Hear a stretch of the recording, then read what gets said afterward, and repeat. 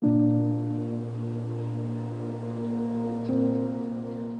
to part 3 of this series, Struggle to Feel. In this part, we're going to talk about the ways how to reconnect. How can we do it? Or at least I will share many ways that helped me a lot to reconnect with my inner world. And in the last 2 videos, we were talking about what are the reasons we cannot be connected, what keeps us from being connected. And in the second video, why is it so important that we are connected? And now we're going to talk about ways to reconnect, because in my opinion, it's such a game changer to really dive into our inner world and to discover everything that's there, because there's so precious information in there.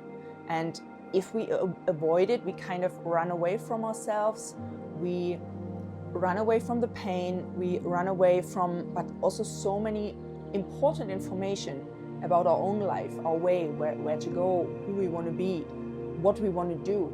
So it's not just a scary, dark thing inside of us that like needs to be discovered and like, oh my God, what's coming there? It's also really valuable information in there. That's why for me it's so important to share all that. And yeah, if you're interested in part 1 or 2, I link the link in the description.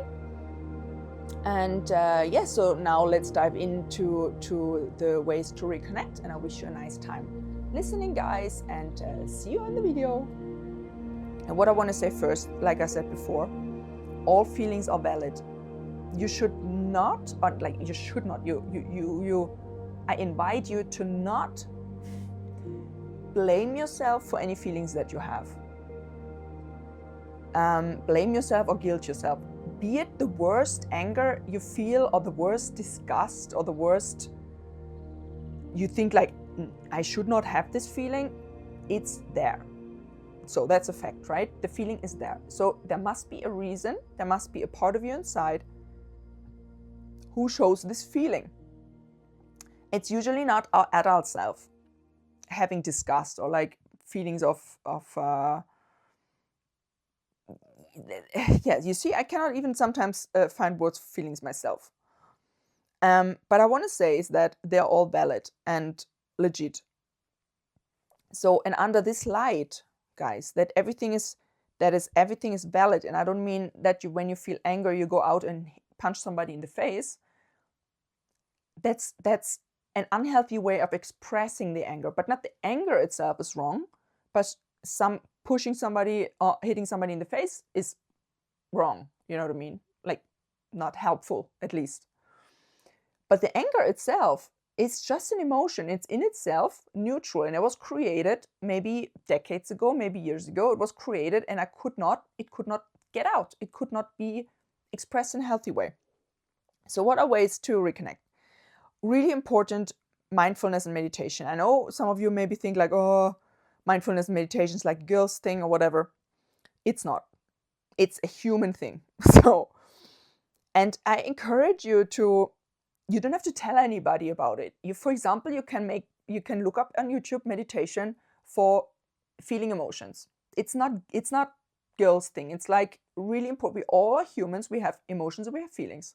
So, and then you don't have to tell anybody. You can just pause a few times in your day, maybe put an alarm in your phone with the word feel. And then you just have the alarm and you're like, okay, for a second, maybe you go to the toilet and you stand there and like, okay, how do I actually feel right now? And then you just look what's there. And maybe give it some time. Maybe you be in the toilet and you feel, I feel kind of tense. I don't know, like stressed. I feel like pressured. I have so many things to do, or I have this kind of stuff, and I'm feeling a little bit sad about what my girlfriend said in the morning. I feel, whatever. You kind of look for a moment what's there, and make that a little practice and observe it without judging it. For example, when you feel anger, or let's say somebody in the car was like cutting you off and you feel this anger, and then pause and like, okay, I feel clearly there's some anger. And you don't judge it and you're like, I shouldn't feel this like stupid situation. Somebody in the car is like ridiculous. You don't judge it. You're like, the anger is there. So I feel anger. Okay, the anger. How does it feel? And you come like, how does it feel? It's like, it's in my chest. And it's like what meditations, what we're doing with the body meditations, observing emotions in the body. It's like tingling, it's like hot. I did that in hypnotherapy many times when I had strong emotions in the hypnotherapy, and we were kind of talking about the emotion, how it looks, what color does it have, and does it change, does it move in the body, and like, it's just looking at it.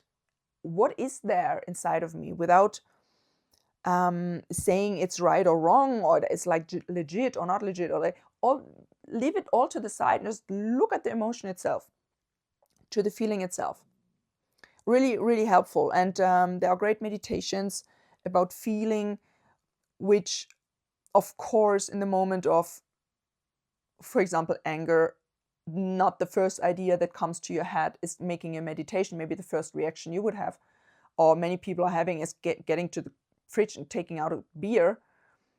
That's what I did for so many years, until I somehow at some point realized, no, that's running away. That's suppressing it even more.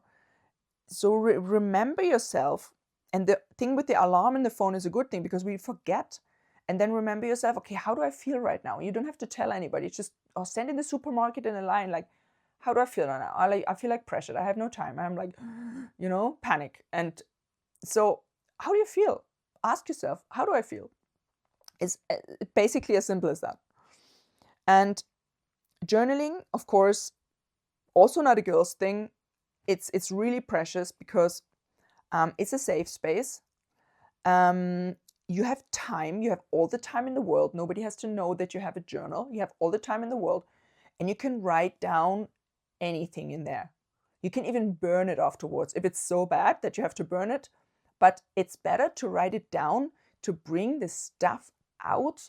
And sometimes, like, seriously, I don't want anybody to read my journal, because sometimes I was so, and then I feel like I hesitated to use the words I wanted to use, because I know it's wrong. I should not say that. But then I was like, whatever. And I was like, and like pages, and my handwriting was like, you could see it. And I was like, and then after I was like, Lord have mercy. But the effect of the words and the emotions kind of not being stuck in there anymore, but being on the paper, is so precious, guys. And you don't need to have structure. You don't have to be like, yeah, dear diary, No, just write down, like, I hate this. I am so angry. I'm feeling this. It doesn't even have to be reflected. Just write it. Just write it out. It needs to come out.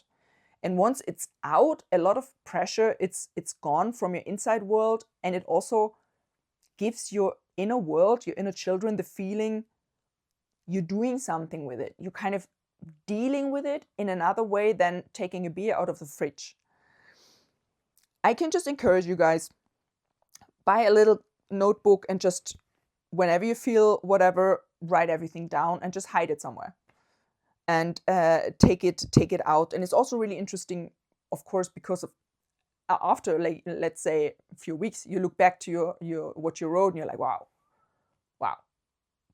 that's a lot of stuff there. And wow, that's maybe something I should need to have a look closer, because it also gives you hints about hidden trauma and hidden shadows you have. Another point that's really good to reconnect to emotions, is great way, is body awareness and movements, because, and it's scientifically proven, and I will link some books in the description that talk about it, that trauma and emotions are in the body.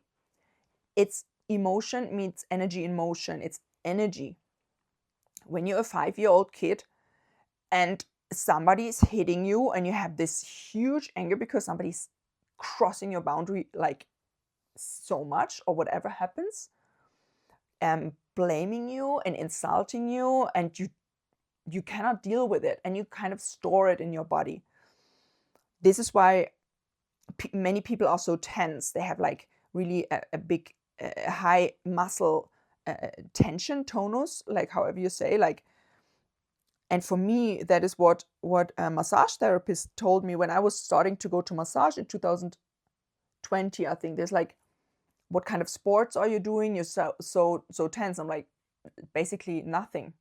They're like, you have a really high muscle tonus. And they told me even that I was traumatized before I realized that the trauma was in my body. And it made me even more aware of like, wow, this is all stored there. And it was even sometimes that after the massage, I had to cry at home because, you know, you release things.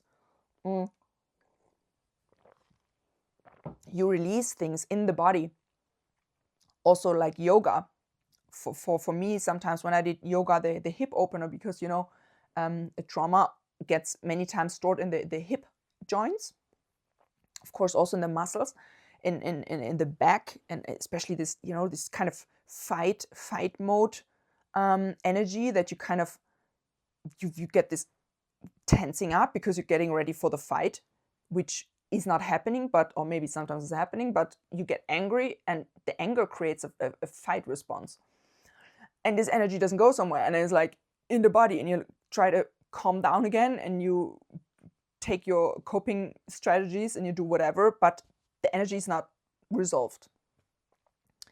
So breath work is great for emotions because you kind of release some chemicals from the brain that really help you to open to your inner world and to release these emotions. Dynamic meditation is great. What I did in Thailand is that we did this meditation also with intense breathing, and it was like this room, like soundproof room, and we all had blindfolds on, and the invitation was to create this energy, and to use this energy we created through the movement and the breathing to release.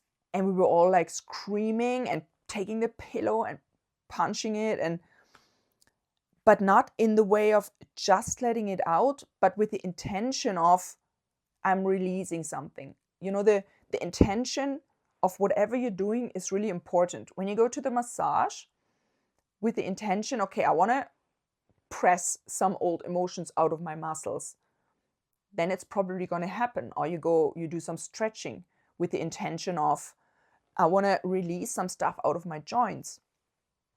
Also, of course, going to the gym with the intention of releasing some energy in a productive, healthy way. So, you know, you take this energy and you turn it towards something productive. And I think it's what many men are doing with sport and gym. They kind of take this energy of anger or whatever and put it into all kinds of sports. But it's even more effective when you do it with the intention of focusing the energy somewhere else and take it out from your body. Then, of course, what helps is what helped for me, not all, but many, is therapy and coaching, because, you know, the mind is like the gateway. When you can kind of understand and talk about things, and when we talk about things, it's also easier for us to understand because we hear ourselves talking, and we're like blah blah blah blah blah blah. Oh yeah, I didn't even think about that. Da, da, da, da, da. And the good thing is when you have like a coach who's giving you tools and asking you good questions, because the answer can always just come from you. The answer can just always come from inside of you. As a good coach, I'm just actually asking questions to enhance the self-reflection of the other, to inspire the self-reflection and thinking like, yeah, that's interesting. That's an interesting question. I have to, and then you can take some time to ponder about it and like, what do I actually feel about it? And then it's helpful to journal because you're like, I have this question. I don't know what to think about it. And then maybe a week later or 2 weeks later, you go again and you kind of start talking more and you learn more things. And then it creates a safe space and an opening for your feelings to be there in the best case scenario. So when you have a person who you can talk to in an open way, a person who's not judging you for whatever, is there, it creates like a gateway to feeling your emotions. Next point, what I highly encourage you guys is to drink less alcohol. I'm so sorry. I know it's common, we drink alcohol, a beer there, a glass of wine there, but it numbs up. It's a toxin, it's a nervous toxin. It literally numbs our feelings. That's why so many people are doing it, why so many people are drinking it, why I drank for more than 20 years in my life. I cannot even believe it. 20 years. Wow. And a lot.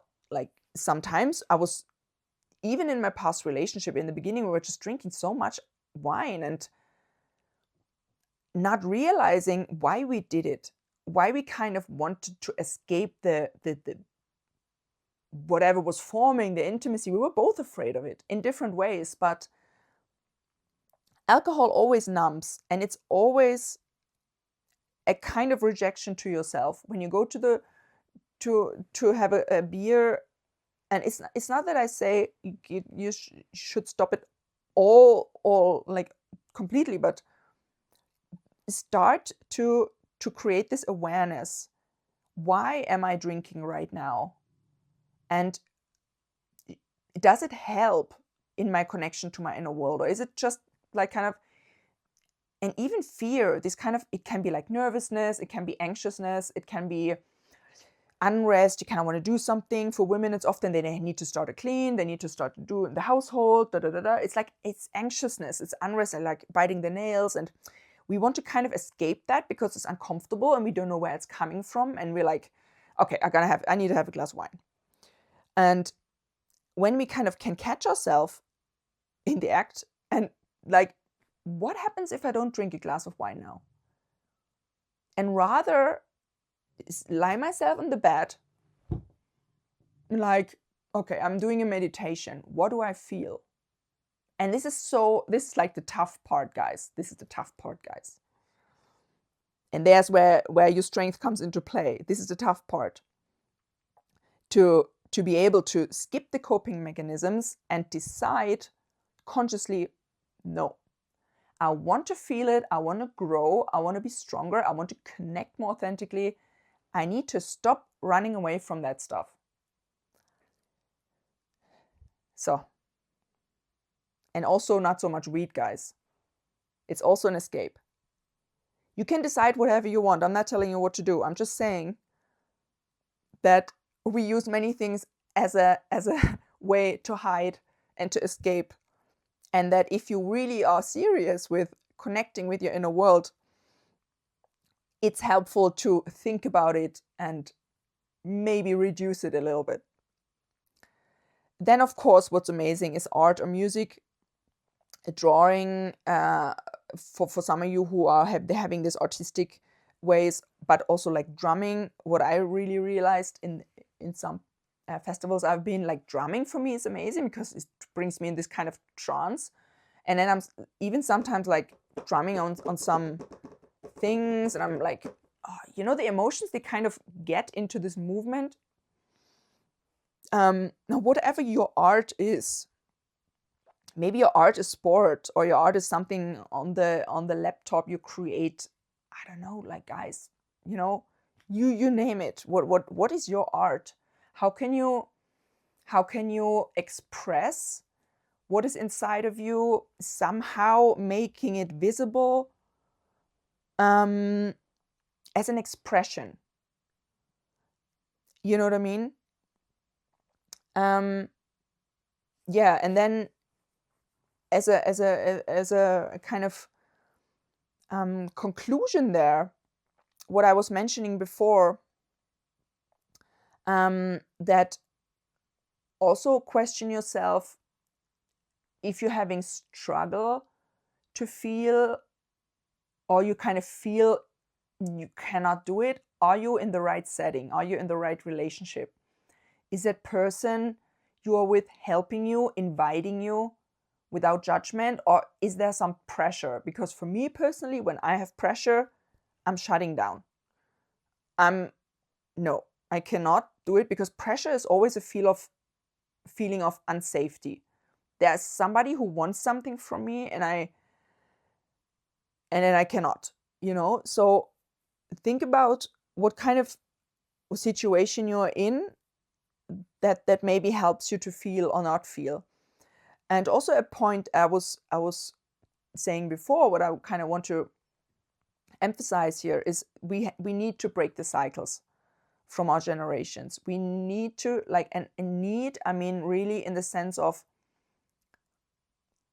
when we want to change something in the world, guys, and we see what is going on around us, we cannot change something in the outside unless we change ourselves.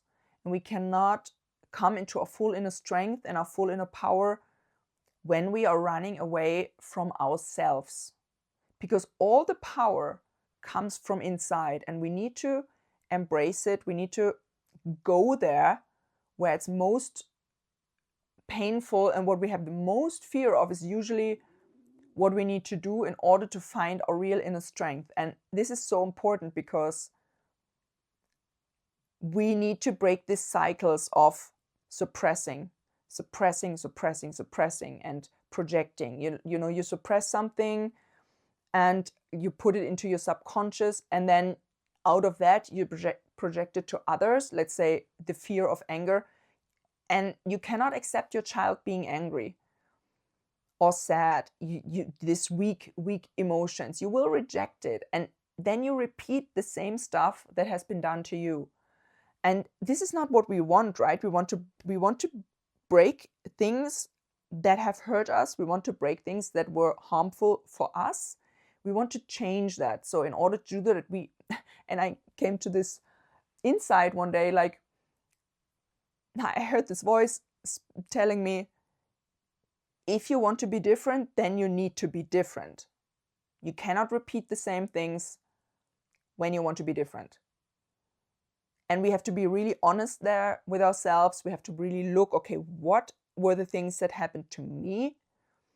What from that am I repeating? And we have to be really honest there, and without shame and condemnation, without judging ourselves, because we did not know it better yet. But now we have the conscious power to decide we go a different path than maybe the people who were before us. And then, of course, so I'm inviting you to redefine your definition of strength. Is it strong to act strong and not let anybody hurt you, and like, no, I don't have feelings, and I'm like, or is it really strong to be able to face your inner demons, to face the darkness, to face all this stuff that's in there? And it's not just your stuff, it's also given from the generations. Like I said, the stuff that's subconscious and unconscious and not healed will be passed on. Also, like narcissistic traits, for example, when that's subconscious, it will be projected onto you. The evil, the bad stuff, it will be projected onto you, and you think it's yours, but it's not yours. Still, you have to deal with it. It's like it goes further, unless somebody is like shutting, and like that's not going to happen anymore. And I'm inviting you to go on this journey, because I think it's so important if you want to create a world where we can all feel safe. As humans, men or women, we need to feel safe. We need to feel seen by others. And in order to be able to see the other and be really able to listen and lean back and like, yeah, right, I can feel that. We need to be connected to ourselves. We need to. And then we can take the other and not be triggered by the emotions from the other, and rather looking from our standpoint and like, this person's having this kind of feelings over there. Well, that's interesting. I never kind of saw it this way. That's an interesting perspective. We can kind of not get involved as much anymore and entangled, and rather embrace the other as well. And this creates like a ripple effect of trust and healing, and relationships get deeper And they get better the older we get, because we learn more and more stuff comes out. And it's not like you don't have to take psychedelics or plant medicine. It's all the things that I mentioned with the mindfulness, meditation, journaling, body awareness, talking, and that helps so much, guys. Really, the journaling, I started journaling back in 2019, and I think this was one of the biggest game changers for me. There's stuff that I wrote down, and I have like, I don't know, I wrote a lot. It's not like you have to do it that much, but it's out. And I just realized it even today. There was some situations a few days ago that really was creating some discomfort in me. And I could not kind of swipe it off. And I'm like, why is it bothering me so much? It's like ridiculous. And then I was like, no, it's not ridiculous. I'm gonna take my journal and I write it down, even if it for my adult self was like, it's not a big deal. But something was in me that felt uncomfortable and needed to write it down. And when I finished writing it, I was like, okay, that needed to be said. Now we can all go on. Now I'm gonna make a cup of tea and all right, let's start the day. But it's so important that we embrace that, guys. And the emotional authenticity that comes from facing our inner demons, the strength. And when I meet a guy and he tells me I have faced my inner demons, then I'm like being impressed and respect him immediately, because I know what it means. I know how tough that is to feel that stuff that has been suppressed for so many years that we don't even know it's there. But we have to start somewhere, and it's also not coming all at once. Thank God. All the things that came in the last 5 years, when they were all happening in one day, I'll probably die. But thank God, the universe, the wisdom of the universe, it gives you piece by piece, trigger by trigger, and then you can kind of feel it and you go through it.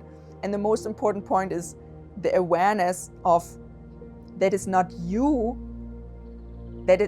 and instead it's an old emotion coming up, and staying aware, like, oh yeah, there it is.